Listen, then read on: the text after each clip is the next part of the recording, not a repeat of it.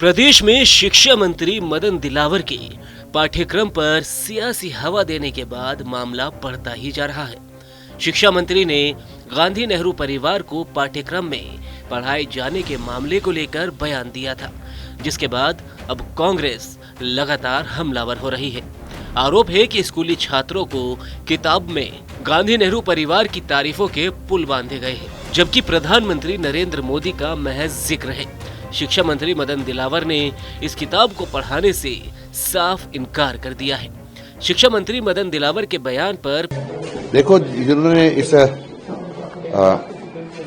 देश के लिए और प्रदेश के लिए जो कुछ किया है उनका उल्लेख होना ही चाहिए,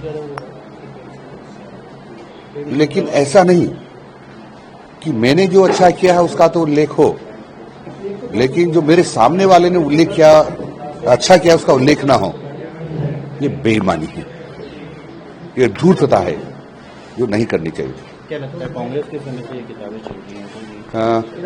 कांग्रेस ने ही ये किताबें चालू करवाई थी, लेकिन उसके जो परीक्षा में अंक नहीं जुड़ते थे, यानी केवल पढ़ना है, तो जो बच्चों को जो पढ़ाई जाती है उसका जो परीक्षा में अंक नहीं जुड़े उसका कोई अर्थ भी नहीं होता है।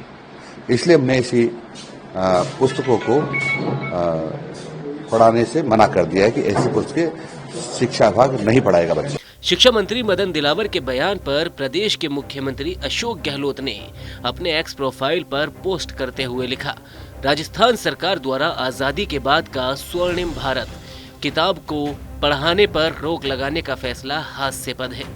ये तथ्य है कि आजादी के बाद सबसे ज्यादा सरकारें कांग्रेस की रही हैं और इस देश को ऐतिहासिक ऊंचाइयों तक ले जाने का श्रेय कांग्रेस सरकारों और प्रधानमंत्रियों को ही मिलेगा। भाजपा सरकार इस सच्चाई को छिपा नहीं सकती। कांग्रेस के शासन में वैज्ञानिकों ने चंद्रयान तक बनाया और इंजीनियरों ने बड़े बड़े कारखाने, बांध, संस्थान बनाए। हमारे महान नेताओं इंदिरा गांधी और राजीव गांधी ने इस देश के लिए अपनी जान तक दे दी। क्या भाजपा सरकार इन तथ्यों को भी बदल सकती है? 2.5 करोड़ रुपए की किताबों को व्यर्थ करने से अच्छा है यदि वो एनडीए शासन के बारे में पढ़ाना चाहते हैं तो स्कूलों में उनका योगदान बताते हुए स्कूलों में अतिरिक्त पृष्ठ छपवाकर भेज दे, परंतु किताबों को रद्दी बनाकर जनता के पैसों को खराब करना कैसे उचित ठहराया जा सकता है? वहीं प्रदेश कांग्रेस अध्यक्ष गोविंद सिंह डोटासरा ने भी शिक्षा मंत्री के बयान पर क्या कुछ कहा है, जरा सुनिए। 2020 में जो आज़ादी के बाद का स्वर्णिम भारत का इतिहास 11वीं 12वीं के बच्चों को और राजस्थान के वीर सेनानी, गौरव सेनानियों का जो है वो वीर गाथा, यहाँ का इतिहास वो हमें 6ठी 7वीं 8वीं में ये लागू किया था। और पाठ्यक्रम बनाने की एक समिति होती है और उस समिति सरकार गठित करती है और वो समिति जो अभिशंसा करती है उससे पुस्तकों का लेखन कराया जाता है।